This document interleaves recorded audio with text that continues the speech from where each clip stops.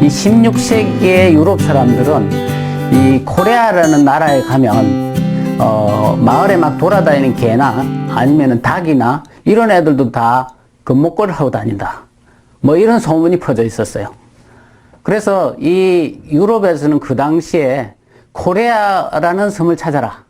코레아를 찾으면은 엄청난 부를 거머쥘 수 있다. 라고 생각을 했죠. 그래서 그 코레아를 찾기 위해서 가장 여성적이었던 나라, 그 나라가 네덜란드였어요. 이 네덜란드는 다른 이 표현으로는 홀랜드라고 그러고 한자로는 화란이라고 얘기를 하죠. 그리고 이 화란이 일본이라는 나라, 말하자면 재팬에 오게 됩니다. 이 화란의 그 어떤 네덜란드 상선이 일본과 교역을 하게 되는데요. 그 일본과 교역을 하게 하는 상선 중에 하나가 사실은 말하자면 바다에서 길을 잃고 제주도에 표류하게 되죠. 그리고 그 제주도에 표류해서 36명이 살아남게 되는데, 선원들 중에 그 36명의 선원들 중에 하멜이라는 이 선원들의 그 서기 역을 맡은, 나머지 선원들은 글자를 잘 모르는 사람도 많은데 하멜은 서기였기 때문에 글자를 알아요. 그 하멜이 남긴 책이 하멜표류기입니다. 그 하멜표류기가 조선이라는 나라를 서구에 최초로 소개한 책이 되는 것이죠. 이 하멜이 타고 온 배, 스페르베로호라는 배인데요. 여기에 63명의 그 선원이 탔다가, 풍파에 시달리다가 나머지는 다 죽고 36명만 제주도에 들어오게 되는 것이죠. 그것이, 근데 이 선원들이 어느 날 갑자기 다 없어졌어요. 그래서 다 죽었다고 이제 통보를 하고 실종신고를 했는데, 무려 없어진 지 13년이 지난 1653년에 사라졌는데 1666년 9월 14일에 그 선원들 중에 8명이 살아서 일본의 나가사키에 오게 되는 대단히 큰 사건이 일어난 것이죠. 그러면서 이 하멜 일행의 일들이 세상에 알려지게 되는 것입니다. 이 책은 옛날에는 이 책 이름이 하멜 표류기가 아니었어요. 지금 보면 책 제목을 정하면 굉장히 간단하게 정하잖아요. 근데 당시에는 책 제목을 길게 하는 게 유행이었는데요. 하멜 표류기가 처음에 나온 것이 1669년 암스테르담과 노테르담의 세계 출판사에서 동시다발적으로 냈는데요. 이 하멜의 육필 원고의 책 제목이 뭐냐 하면은 스페르베로호가 켈파트섬 제주도를 말해요. 켈파트섬에서 실종된 1653년 8월 16일부터 이 배의 승무원 8명이 일본 나가사키로 탈출한 1666년 9월 14일까지 이 배의 생존자인 장교 및 선원들이 겪었던 일과 조선 왕국에서 겪었던 일, 그리고 그 나라 민족의 풍습과 그 나라에 대한 일지, 이게 제목입니다. 엄청나게 길죠? 몇십 자로 이렇게 나옵니다. 근데 이 하멜 표류기는 그렇다면 우리나라에는 언제 알려졌을까요? 하멜 표류기가 우리나라에 알려진 건 1917년이에요. 그래서 그 당시에 미국 교포사회에서 출간되던 그 태평양이라는 잡지가 있었는데 거기에 하멜의 보고서가 한글로 번역되어서 연재됐어요. 그래서 이것을 육당 최남선이 발견을 하고 자신이 주관하던 청춘이라는 잡지에 그대로 게재를 하게 됩니다. 그리고 나서 1918년에 그 영국 왕립학회 조선지부가 하멜 보고서 영문판을 학회지에 실게 되는데요. 이를 본 그 사학자 이병도가 1934년에 한국어로 번역하여서 하멜 표류기라는 제목으로 내게 된 것이죠. 그래서 사실은 우리에게 하멜 표류기로 알려져 있는데요. 실제 처음 제목은 하멜 표류기가 아니고 결국은 하멜 표류기라는 제목을 잡은 사람은 바로 이병도죠. 그럼 이 하멜 표류기에 나오는 내용은 어떤 것일까? 자, 이 36명이 이렇게 제주도에 난파되어 가지고 도착하고 보니까 같이 왔던 선원들이 많이 죽어 있어요. 옆에 다 널브러져 있고. 그래서 그 선원들을 다 땅에 묻어주고 하고 세 보니까 36명이 살아남았어요. 조선왕조실록에는 38명으로 되어 있는데 아마 2명 정도는 표류한 이후, 도착한 이후에 죽은 것으로 보입니다. 그래서 하멜 표류기는 36명으로 되어 있는데 그때의 심정을 하멜은 이렇게 쓰고 있어요. 모두가 슬픔과 절망에 잠겨 있을 때 멀리서 사람의 그림자가 어른거렸습니다. 우리는 그들이 일본인이기를 바랬습니다. 그들이 도와주면 고국에 돌아갈 수가 있지만 그렇지 않다면 해결책이 없어 보였습니다. 우리의 배와 구조선은 수리도 할 수 없을 만큼 산산조각 나 있었으니까요. 정오가 되기 전에 우리는 대포 사정거리 정도 떨어진 곳에 한 남자가 나타난 것을 발견했습니다. 손짓을 했지만 그는 우리를 보자마자 달아났습니다. 정오가 좀 지나서 세 사람의 남자가 머스킷 총 사정거리만큼 떨어진 곳까지 다가왔습니다. 하지만 우리가 아무리 손짓 발짓을 해도 더 이상은 접근하지 않았습니다.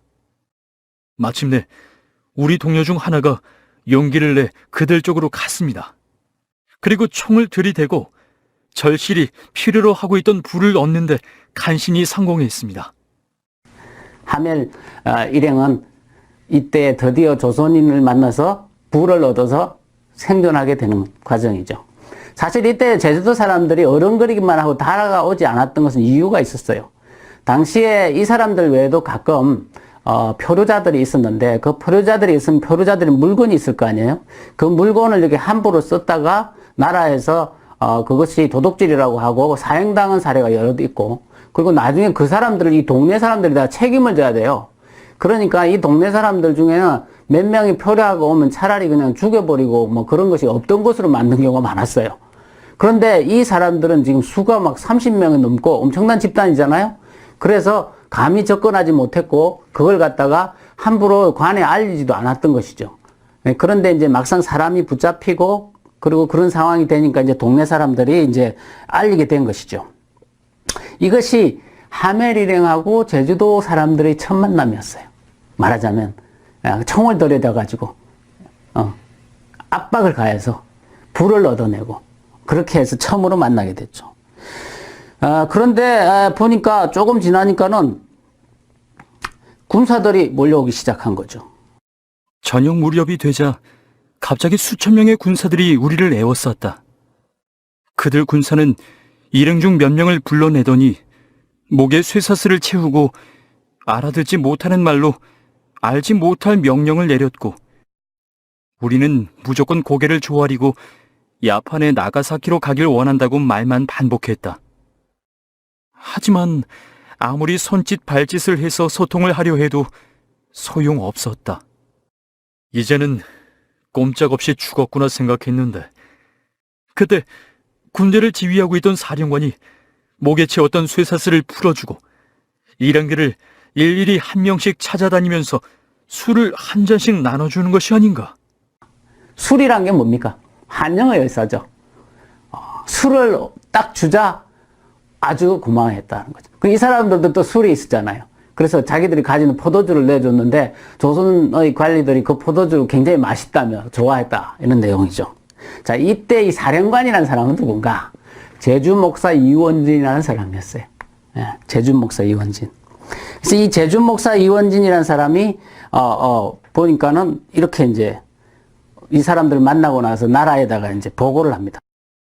배 한 척이 고을 남쪽에서 깨져 해안에 닿았기에 대정 현감 권극중과 판관 노정을 시켜 군사를 거느리고 가서 보게 하였더니 어느 나라 사람인지 모르겠으나 배가 바다 가운데에서 뒤집혀 살아남은 자는 38인이며 말이 통하지 않고 문자도 다릅니다.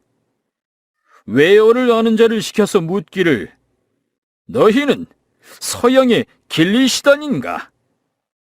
그러니까 다들 야야 하였고 우리나라를 가리켜 물으니 고려라 하고 본도를 가리켜 물으니 오질도라 하고 중원을 가리켜 물으니 혹 대명이라고도 하고 대방이라고도 하였으며 서북을 가리켜 물으니 달단이라 하고 정동을 가리켜 물으니 일본이라고도 하고 난가사키라고도 하였는데 이어서 가려는 곳을 물으니 난가사키라 하였습니다.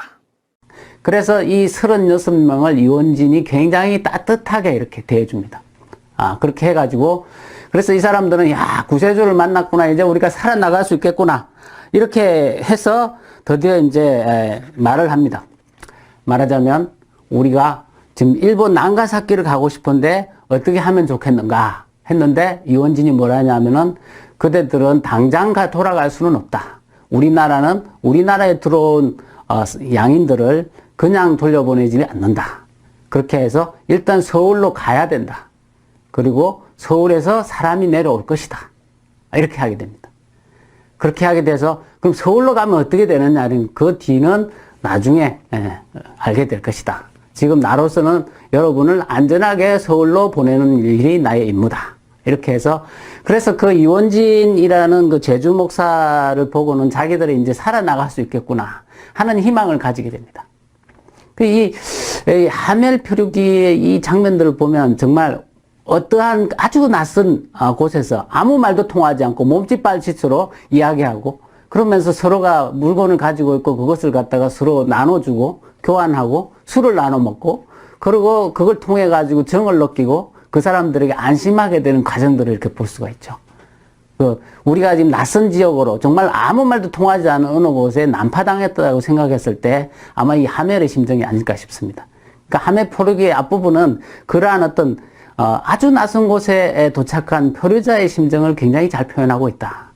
우리가 하멜 표류기라는 이 책의 이름은 굉장히 많이 들었지만 이 하멜 표류기 속에 나오는 사람들이 그때의 그 직후에 어떤 마음이었을까 하는 것들은 심정을 헤아리기 힘든데 이 하멜 표류기는 그런 것들을 굉장히 잘 표현하고 있는 책이다 라는 것을 알 수 있습니다.